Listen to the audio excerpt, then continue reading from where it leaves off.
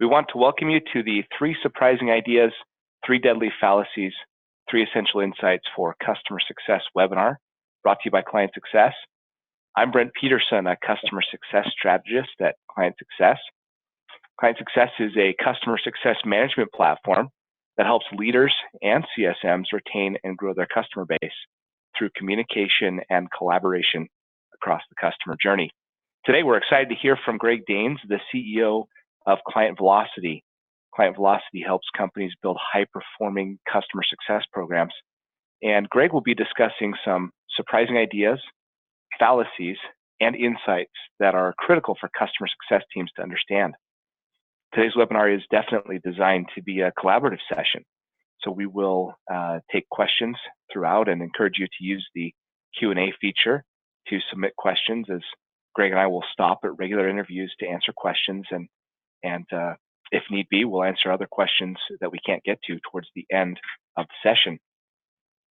We will be recording the webinar today, and it will be sent to your inbox just as soon as we can get it to you.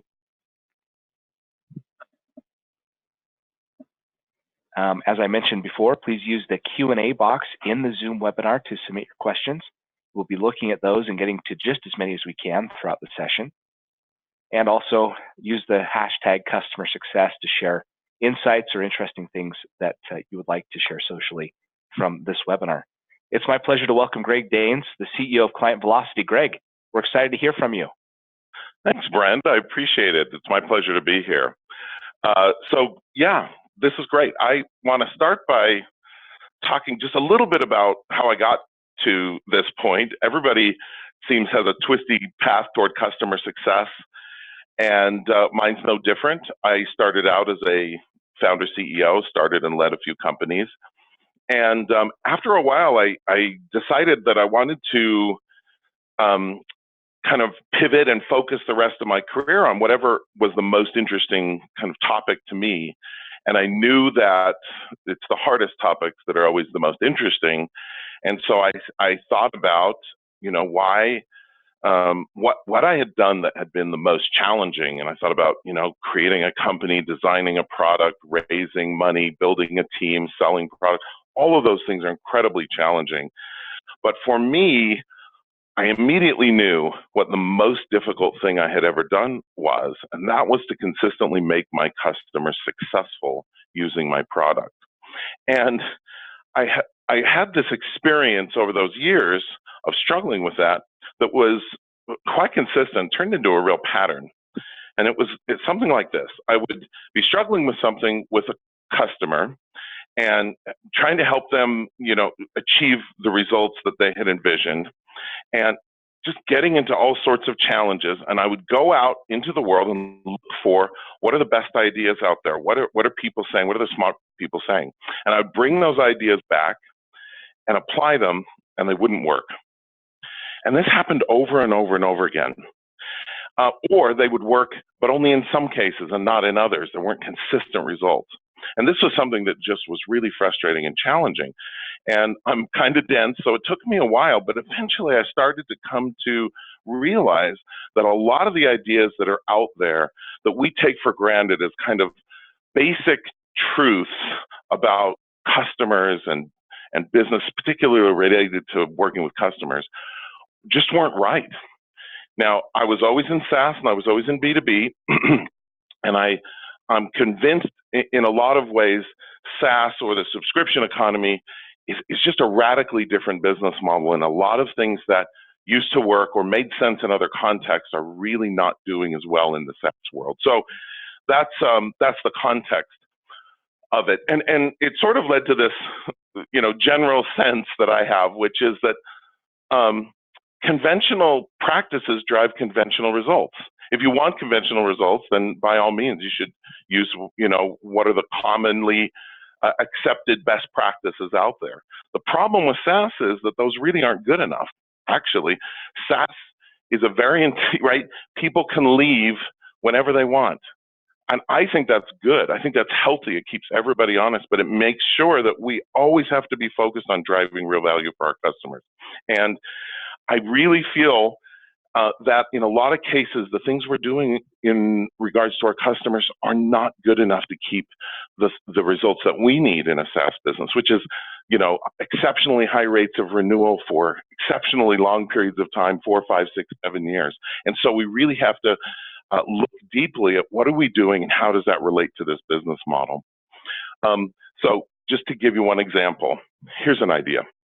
I mean, it's like one of the most, widely held beliefs. I absolutely believed it for a long time. We talk about delighting the customer, creating a good customer experience, satisfaction.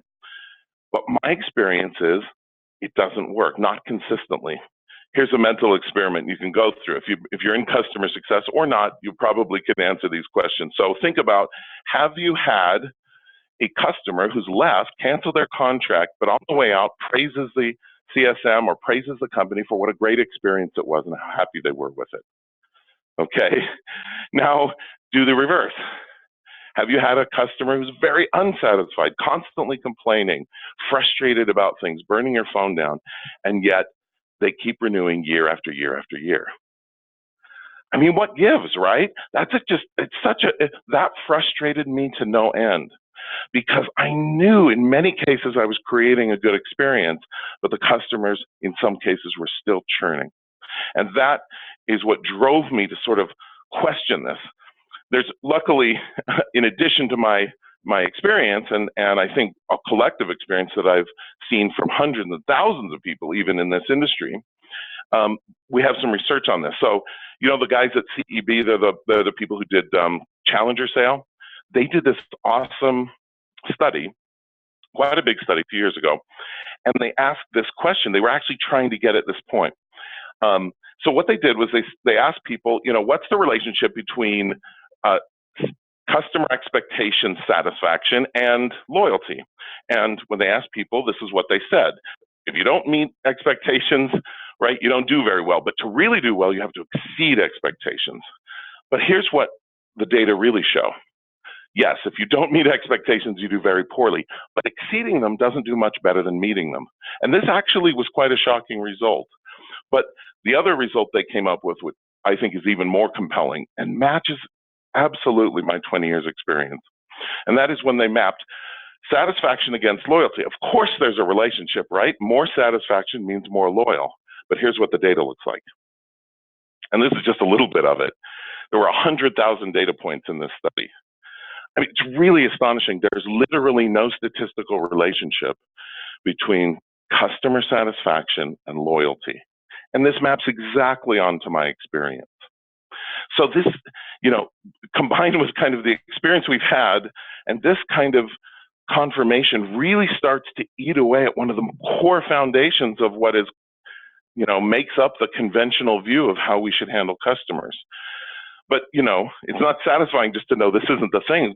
If it's not happiness, what is it, right? What drives high levels of retention and loyalty for customers? This is the kind of the million-dollar question.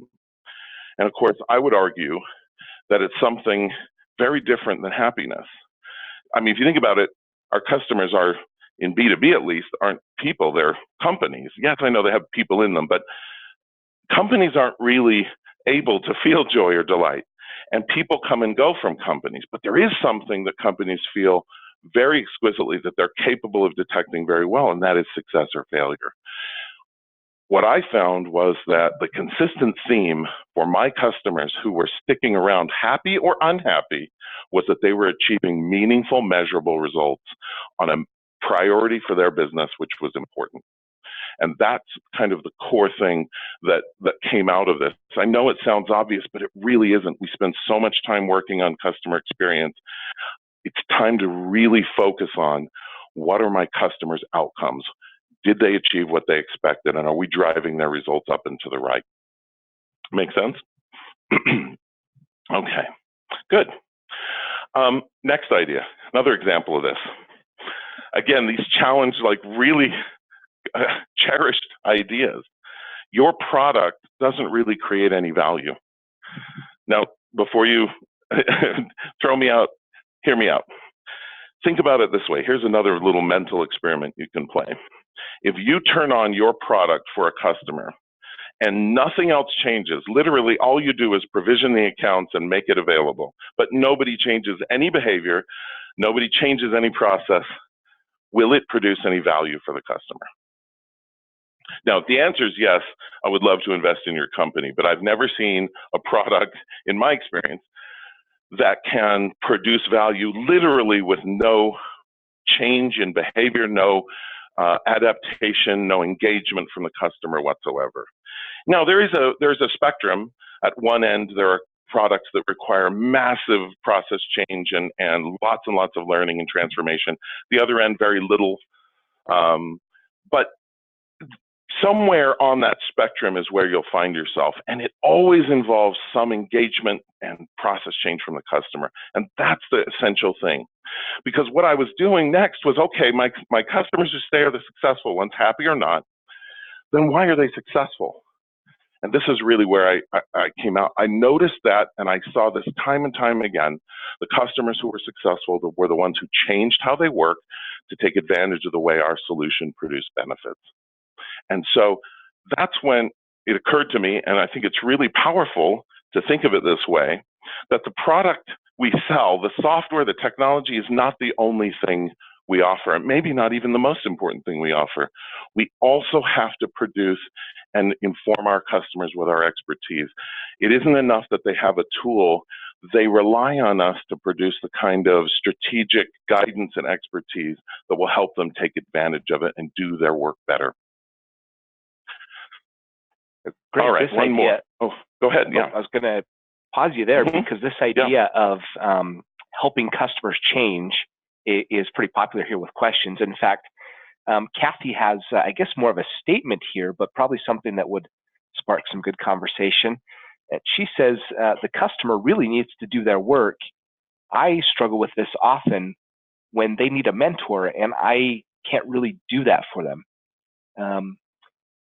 So she seems to be saying that, okay, I recognize that customers need to change. I can only do so much for them. Right. It's actually, thanks, Kathy, for that, because it's actually just such a common challenge that we face.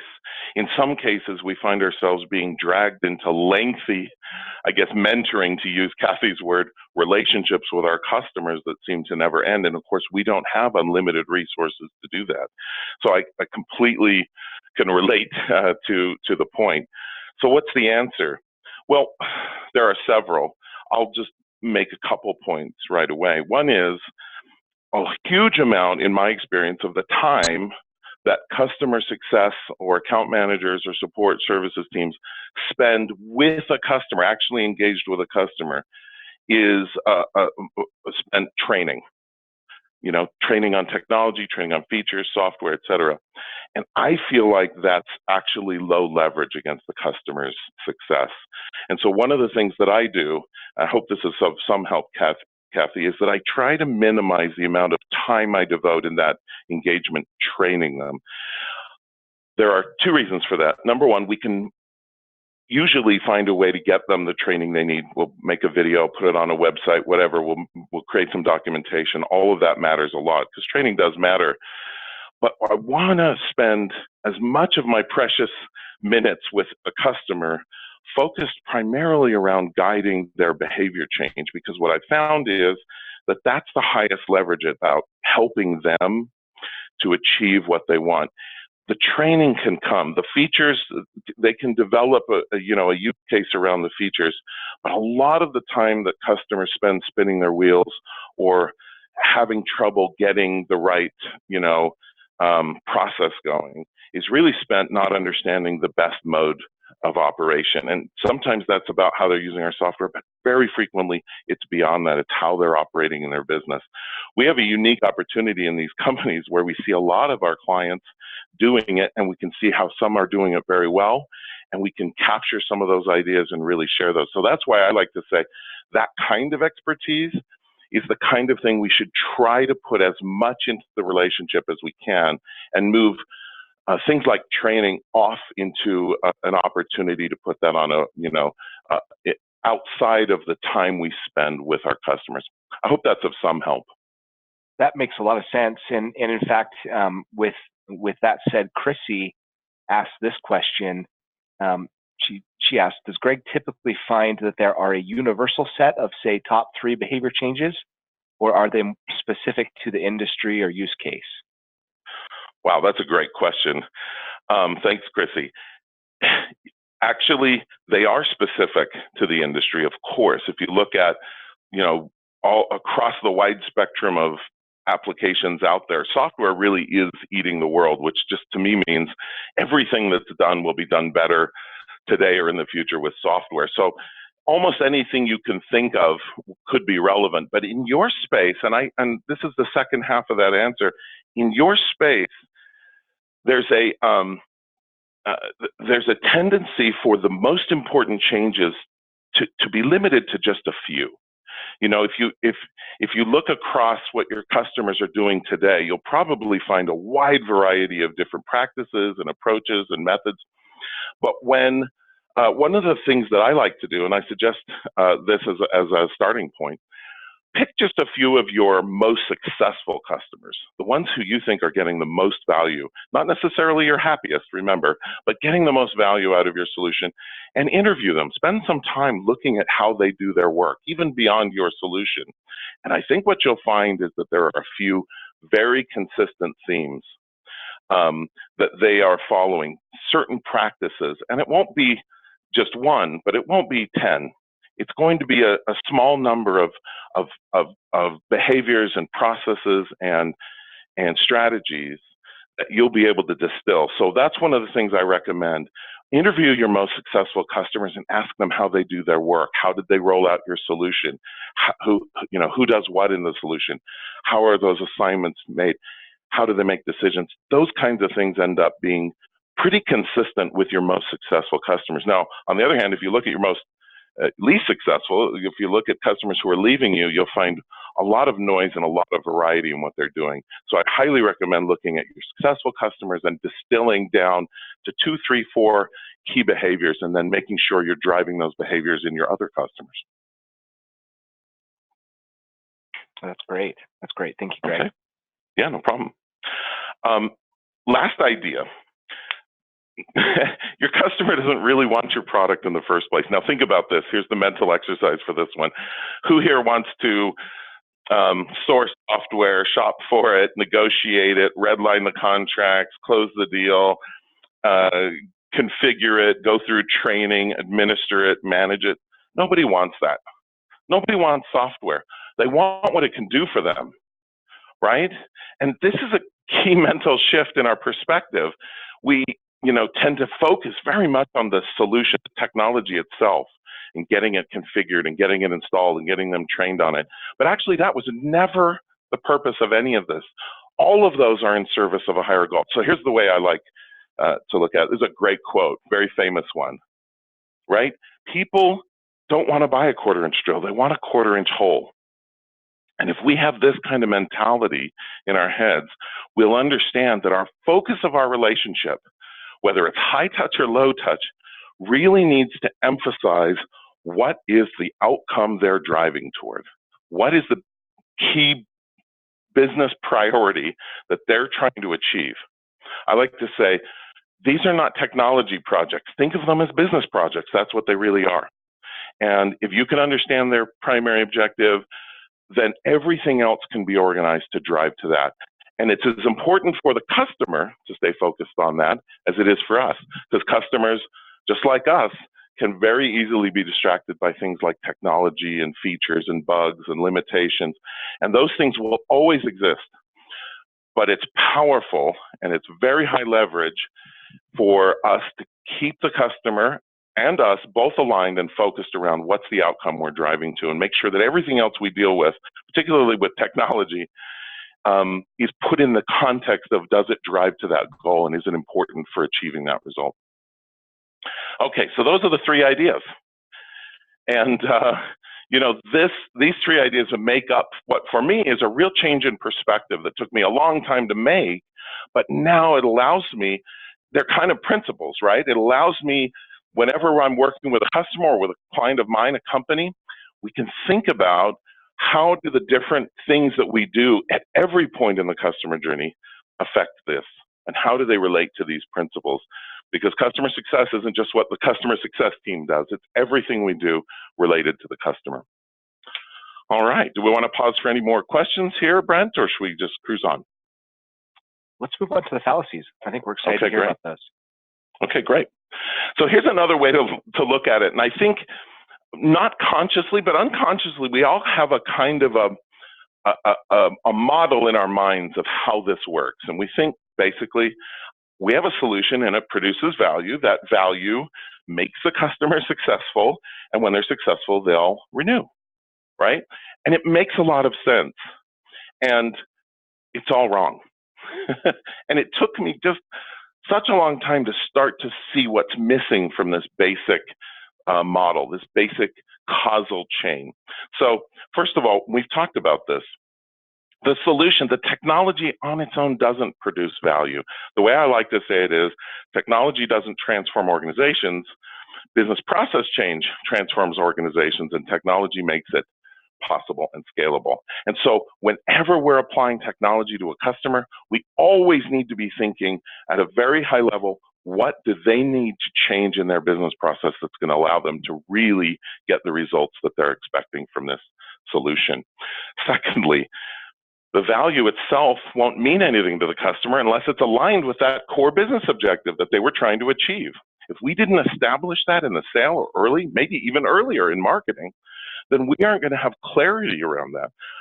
One of the things that it's always a red flag when I get into a new client success team and I listen to a kickoff call and the first thing someone says is, hey, so why did you buy our solution? What were you hoping to achieve? It's really too late at that point. We really need to have aligned around that core business objective all along, from marketing and definitely through the sale, so that when we get into implementation, whatever that means for your company, we are aligned around that and we can focus all of our time and resources around driving toward that.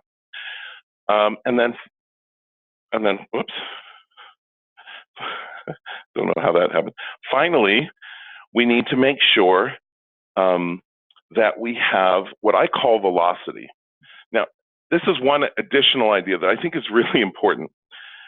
If you create value for the customer, if you do all those other things, they're getting the success they had hoped for, it's driving toward their primary business objective, they see the results, and you just do that forever, will they stay with you?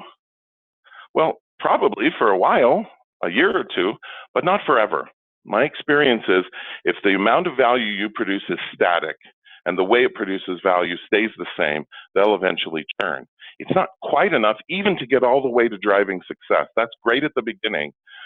But here's the way I say it. Customers don't renew because of what you did. They renew because of what we're going to do. And what you did makes that promise credible. And so, in a way, this is kind of the essence of SaaS, to realize that we're constantly selling the customer. We're always adding value. And if we ever think we can stay where we're at, we're wrong. There are other companies that are coming along. More important than competitors is to focus on the customer. Their needs are not static. They change, they evolve, they grow. When you achieve one objective, they set new objectives. If you aren't going to be prepared to go along with them on that journey, they'll find someone who will. And SaaS makes it increasingly easy to switch and do that. And as a result, we need to take seriously that we've kind of bought a ticket to this ride. We own that long-term journey with a customer as long as we want to be on it with them. And so I call it velocity. We need to look for ways to continually drive more value to customers. It's not enough to say, yeah, well, we won, didn't we? We've got to have a what's next. And I call that velocity. Sometimes it's expanding the account with new products, new tools, new use cases, new users. Sometimes it's adding value into the base platform. Whether it's paid or unpaid, we need to constantly be looking for what can we do to drive this customer's value more. And we can't do that well if we don't understand where they're going and how their needs are evolving. So those are the three kind of fallacies. If you look at that chart, it's the things in orange that I consider to be the essence of what customer success teams need to take responsibility for. Now, everybody in the company's involved, products involved, marketing's involved, sales involved. But when I look at those three things, that's what I want to make sure whatever limited time and energy and cycles we can give to it in customer success are devoted to those three things. So, all right, so that's my fallacy. Yeah, go ahead. In regards to these fallacies here, John asked, how do you apply these, or I guess learn from these fallacies and apply the principles here to create a customer journey map? It's a great question. So if you look at a customer journey, and I think it's great to always have a map of your customer journey. They're simple things. They do not need to be complex. I like a very simple map of what goes on right at each stage of the customer journey. What I need to be doing, and this is a little bit maybe counterintuitive at first, but hang with me for a sec. What I like to do is look at the end of the customer journey. Okay, down there where I want the renewal or I want the expansion, thinking, call it a year after you sold them, right? I want that renewal or I want an expansion. What I have to say is what needs to be true then to get that? What needs to be true at that moment? What needs to have happened? What do I need to be able to show? What do they need to be able to say, think, or feel? At that moment, for the renewal to be a foregone conclusion, for me not to even have to ask for it. Okay, well, I would need to have, going back to this map, I would need to have at least achieved success, if not velocity, if it's a subsequent year renewal. That means we should have aligned around their core business process objective. When should we have done that? That means we for sure needed to change some of their processes because as we've agreed, they're not going to achieve a lot of results unless they make some changes in how they work. So I build back. And at each stage I say, when could I have achieved that? Well, I definitely needed to show measurable results. So 6 months before that, at least, they needed to have changed their process and we needed to be tracking.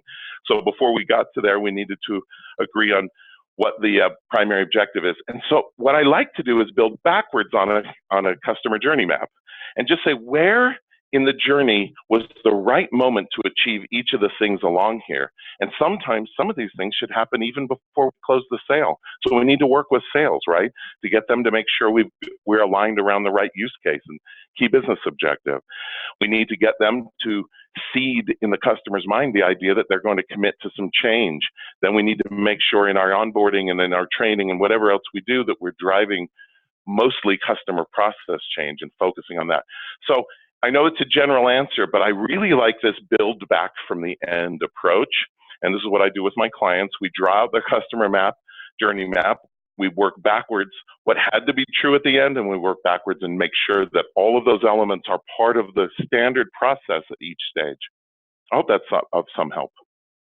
That does make sense. And based on what we've talked to this point, then it sounds like you'd suggest as far as checkpoints in the customer journey, rather than having were they trained on this as a checkpoint, it'd be more something along the lines of, did they make the change that we outlined? And how's that going? Yeah, that's a great insight, Brent. And it's actually one of the key behaviors I think I see in healthy customer success motions is that they aren't just telling the customer things, but they're also in some way detecting and observing and learning. So we definitely want to make sure, as you said, that we don't just talk about, hey, here's the behaviors that need to change or what you guys need to do differently, but the process, the instrumentation, whatever it takes in your process to make sure you're following up to see whether they did. You know, one of the hardest things to do in customer success is to predict who's in trouble. We have these health scores and there's all these things, but most of the things we track are lagging, meaning by the time they, for instance, stop using the product, it's frequently too late. One of the best ways to predict is to drive customer change and then measure when it happens or detect when it happens.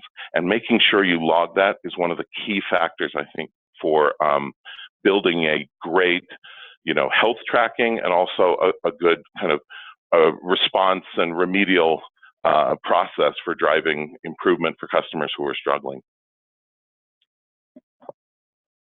Great, makes perfect sense. Okay, great. So maybe just a few minutes on one other thing. It gets a little nerdy here, but I want to talk about a pattern that I've seen. And one of the challenges in customer success generally is how we talk about it, how we measure it, how we characterize it.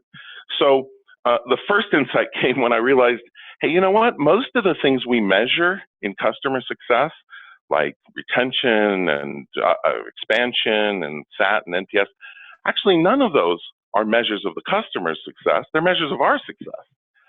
And that's when I started to think, gosh, you know, I wonder how well or poorly we are able to correctly characterize what we're doing and measure it in ways that allow us to improve our performance and optimize. So that gets me to the point where I started to realize that one of the most, so people say, for instance, hey, we have 20% churn or we have 30% churn.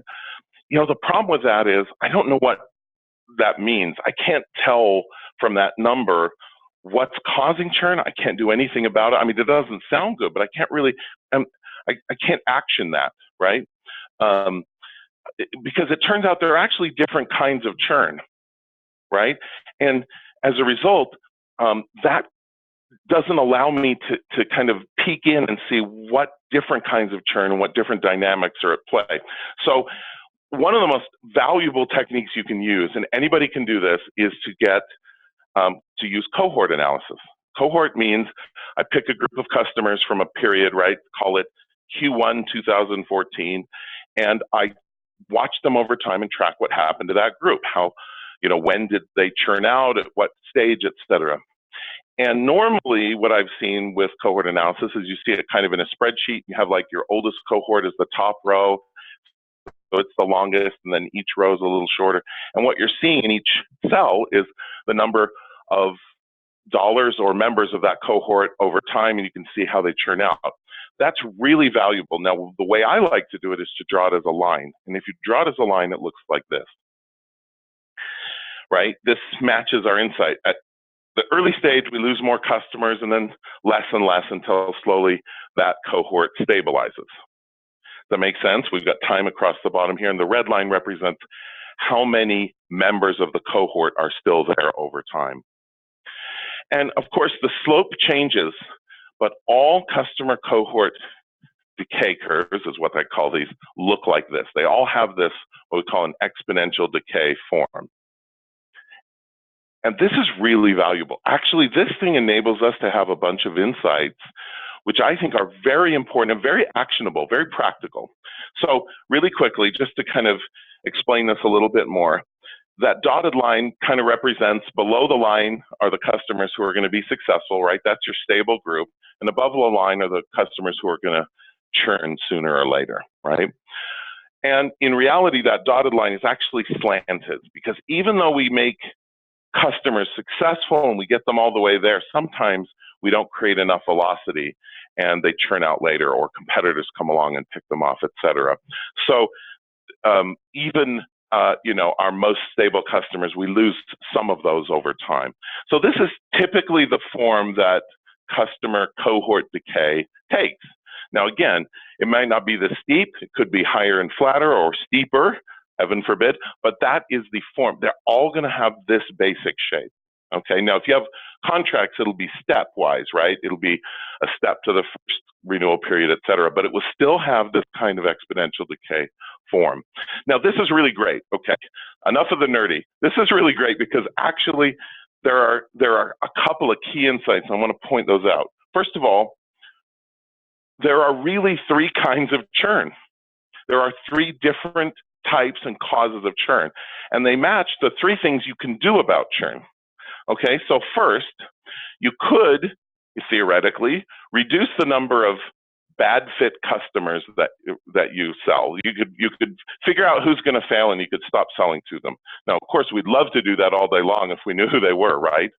But actually, we can know probably a lot more than we do now if we study them right, what kind of customers succeed or fail. And the goal here isn't really to cut them out, but to learn how to make them more successful from their unique perspective. So we could reduce the number of failed customers we take in, that's at the front end. We could increase the number of customers we make successful. Think of that as onboarding, the effectiveness of our onboarding. And we could keep from losing customers after we made them successful. So really, those are the three dynamics, and each of those is a key leverage point. I call it Affinity, how good of a fit was this customer's business objective and situation with how our solution produces value. Bonding, how deeply and quickly can we establish ourselves as key to their success? And velocity, how do we keep driving more and more success over time? Those are the three core causes, issues in churn, and they're also the three key playbooks. Now, I could ask, which of these has the highest leverage? Meaning, if I could only move one of these factors, in reality, we'll always work on all three. But just as a mental experiment, if I could only move one, which would it be? And of course, the answer is kind of obvious.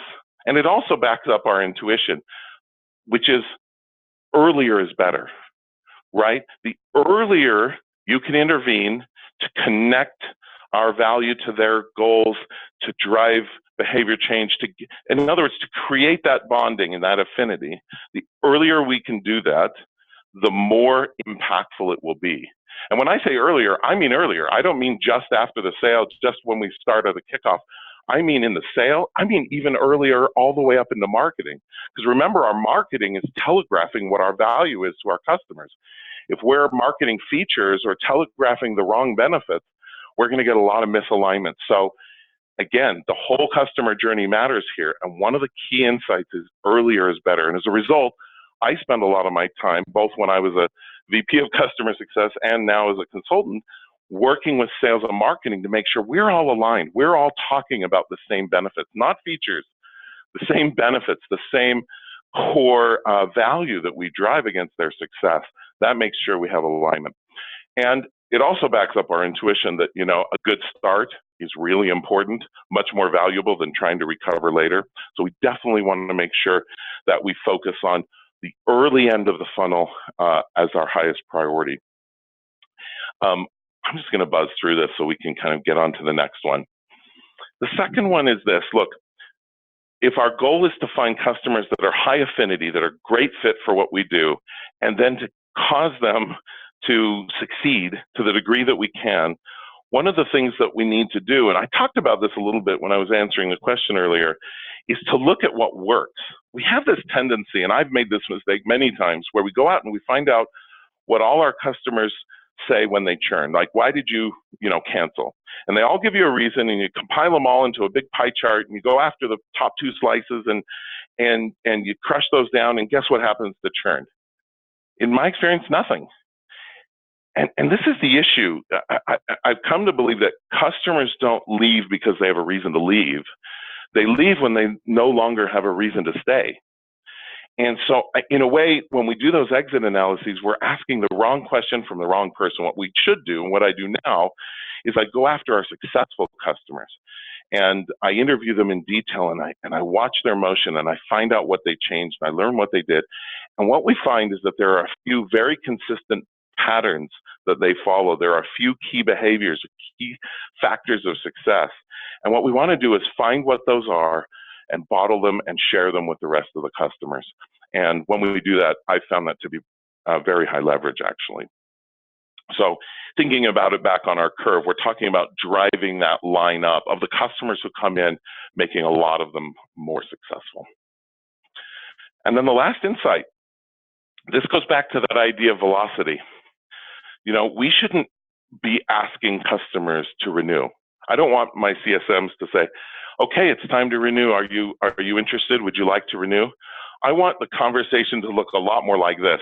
Hey, I'm excited about what we achieved, but I'm even more excited about what we have planned for next year. So I'm really excited. So we should get started with our plan, blah, blah, blah.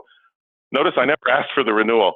It's a foregone conclusion. If they are looking forward to what's happening, the renewal is a foregone conclusion. I think that's really important. It doesn't mean that we'll never talk about it.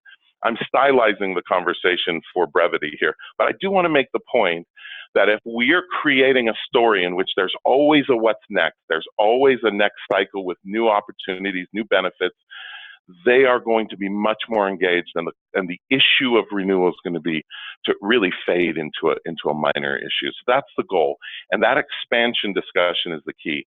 I like to say that people, organizations that have a retention-focused motion don't tend to retain a lot of customers, but the ones that have an expansion focus get retention for free. So that's really the focus here, and that is to make sure that we're not losing those customers and we're driving more and more. If I want to look for one key health indicator, and there's no one key health indicator, but if I was forced to pick only one for a customer success team, it would be how much expansion are they driving. So we want to be tracking the customer's results, and we want to see lots of opportunities and drive toward opportunities to expand those results. All right, so those are the three kind of playbooks that I build, that I focus on. Are we connecting with the customer on their core business objective?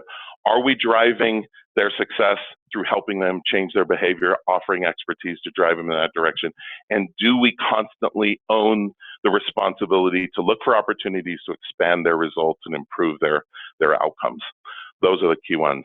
I'll pause right there if we have any questions, Brent, or any comments. Yeah, we do. And, from my perspective, some great insights here. I think a few of these things, at least, all of us have felt them, but maybe haven't been able to put them into play and understand them in the way you've presented them today. So I sure appreciate that. And based on the questions and things we're seeing here in the Q&A, attendees did it as well. There's a couple of really, couple of them are challenging questions, but I think they're things we ought to address here.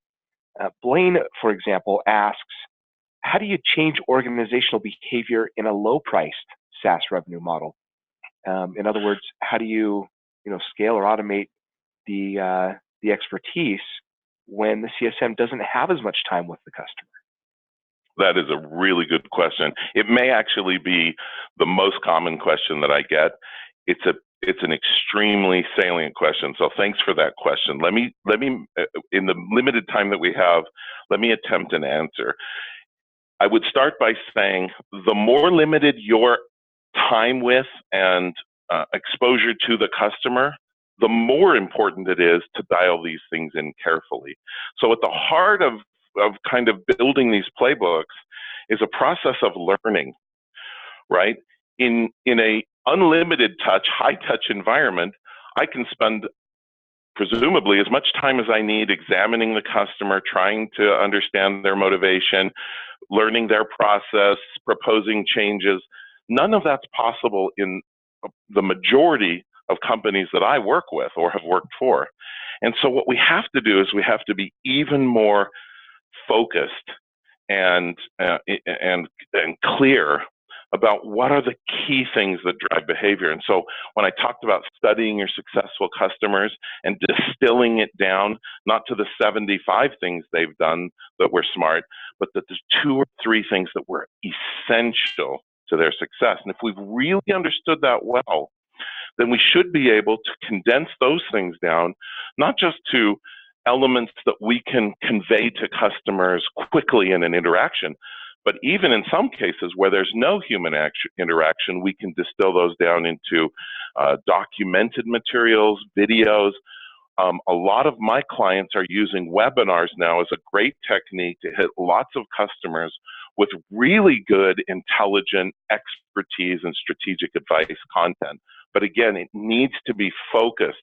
You can't, in that environment, you can't interview every customer and find out what their situation is. What you have to do is come to understand the broad majority of pathways and use cases that exist out there and build really well-defined playbooks around those, even to the some of them are completely automated and email-driven or webinar-driven or such. So this is kind of one of the challenges, but I don't think it's a challenge that low-touch environments can avoid. I think, if anything, it makes the urgency of gaining clarity around what the use case is, what key behaviors have to change, and how do we get leverage against those behaviors even more important.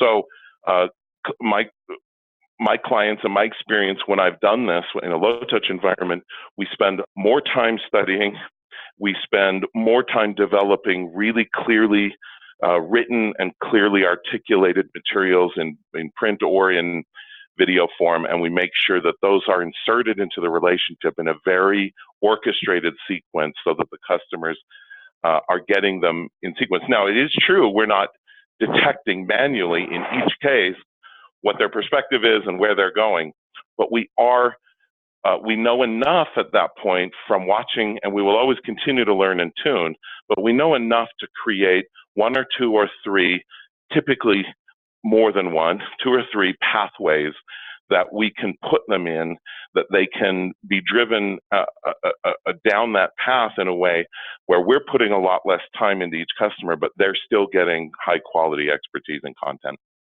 Now, Greg, it seems to me, we've all had and seen probably some maybe poor examples of how this is done. I don't know how many services I'm subscribed to, but every once in a while you get that email that says, "We noticed you haven't logged in for a while. Please do so."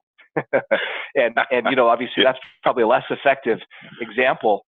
But where I think they are effective is where I get that email or I get that communication and it gives me a reason or opens my eyes to something that I didn't know I could accomplish through that system.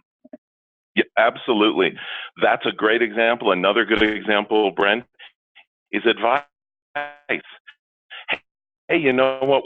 We've seen our most successful customers dealing with this key problem. We wouldn't bring it up if we didn't know they were, right? Or it was a really common one. Oh, you are? Great. Here's a suggestion. We've put together a 90-second video that shows you how to work your way out of that challenge or how to leverage our tool to get around that. What we're doing is we're watching carefully, we're learning what those major themes are, we're focusing and condensing them down, and we're building key interactions that have leverage against that. So your example is fantastic. Yeah, and based on the other things I've heard you say today, if you understand, as you mentioned, you've interviewed the people who are successful and you understand what those key factors of success are, and if you know what are the common change behavior or process changes that customers need to make, we could probably build your low touch plan around those things. Absolutely right. In fact, it's more urgent to do so. So I actually like working on low touch motions because they force us to become that much more disciplined and that much more sincere about the learning that we're doing and the understanding we're gaining about our customers. Great. That's great. Well, I'd like to maybe get to just one more question here before we finish up. And it's a great one. And that goes right back to your very first couple of points. Would you, just for our benefit, would you define happy versus, and contrast it with successful, and help us with those things? Yeah, and maybe a way to illustrate that is the experience of having an unhappy, unsatisfied customer is something all CSMs and customer success people, or even everybody has a lot of experience with. And it was actually those customers that were teaching me in many ways what that distinction looks like. So for instance, I had years ago a major company whose product is in almost everybody's pocket right now, and they were very unhappy over a long period of time and unsatisfied and constantly complaining. And one day I had just about had enough, and I was in their conference room and I said, "Gosh, you know what? Why don't you just cancel then? If it's so frustrating and you're so dissatisfied." And they looked at me and they said, "Well, this thing's making us millions of dollars." Oh, how?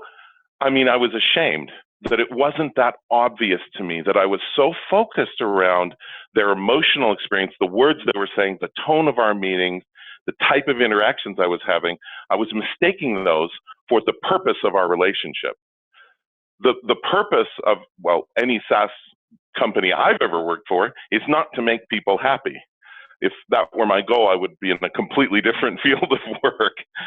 The purpose always is to make those companies more successful in a way that they perceive. Now, if a company feels successful, it is not the same as them feeling happy about the interaction. For instance, in that case, there was lots of frustration about the stability of the platform and about things that were missing in the feature set that were opportunities for them to do even more with the application. Actually, that was signaling another aspect of this distinction between happy and successful that's quite important, which is when you deliver meaningful results against something that was very important to them, it's just natural we think they'll thank us for that. But actually, as often as not, my experience has been, instead of a thank you, for them to turn around with another problem. Now, we need to kind of evolve and maybe mature our perspective on the customer relationship enough to realize that that's a compliment. That is a compliment they've paid us to say, oh yeah, you solved a problem. I've got 900 more. Here's the next one. You have proven your worth to me. I'm now going to lay in more problems on you. Now, it doesn't mean we can always solve all those problems, but we sure as heck should try, because actually that's the basis for an enduring relationship. So again, it's not about the emotional experience of the people we work with. And in fact, in that case is a good example, but just to drive the point a little bit further, the very fact that we had successfully accomplished something of high importance for them put us in the path of more of their problems, because it meant that we were the kind of people they now believed could solve other problems. So it isn't a one-way ticket to Happyville. Creating value for customers is its own end and its own objective, and it's the most enduring kind of relationship you have. If you make someone happy, they'll leave, they'll take another job, they'll get promoted, they'll go to another company. We need something after they're gone that everyone agrees was compelling and creates value and they can't live without. And that's hard to achieve. I'm not being glib about it. This is the great and magnificent challenge that we've all signed up for. But I love it because it's real, it produces real value, and sometimes when we're having one of these difficult conversations, occasionally I'll stop a customer and say, okay, I totally get why you want that. That's a valuable idea. We're absolutely going to take it seriously, but I'm sure glad it's not holding you back from achieving the objectives that we set out.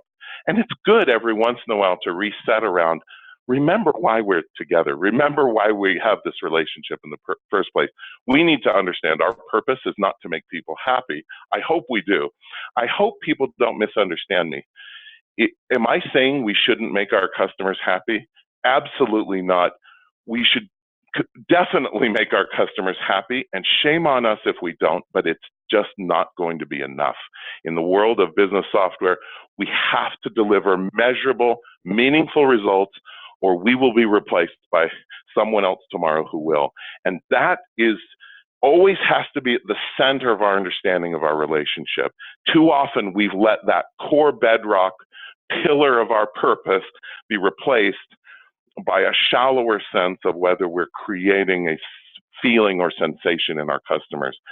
At least in B2B, I can tell you that's not compelling enough for the foundation of a long-term relationship. I hope that's at least a start to an answer. It is, yep. And as you mentioned right at the beginning, the data validates what you've just said. Well, I think that's the perfect point to end on, being as important as it is. Thank you, Greg, and thank you to our everyone who's attended the webinar today. As we mentioned previously, a recorded version of this webinar will be emailed to you. Client Success is here to help, and we are incredibly passionate about helping you deliver value for customers through customer success processes. Because of our passion, we've built industry-leading technology to help you, and we have many other resources available. So I highly recommend visiting the Client Success blog for more information and getting in contact with Greg. If you've liked what you've heard today, to all of our attendees, thank you again, and we will talk to you again shortly.